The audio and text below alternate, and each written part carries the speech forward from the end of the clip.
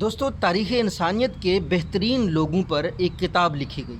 اس کتاب کا نام تھا دا 100 most influential people in the history, انسانی تاریخ۔ اس میں حضور پاک صلی اللہ علیہ وآلہ وسلم کا نام سب سے اوپر رکھا گیا تھا۔ یہ کتاب کسی مسلمان نے، کسی مومن نے نہیں لکھی، بلکہ یہ مائیکل ایچ ہرٹ نے لکھی ہے۔ اور اس کا کرائٹیریا کیا تھا کہ کس طریقے سے وہ سوشل ریفارمر تھا، وہ کتنا بڑا ایجوکیشنسٹ تھا، کتنا بڑا وہ صبر اور بردباری کرنے والا تھا، کتنے بڑے مصلحت کے ساتھ وہ معاملات کو سلجھاتا تھا۔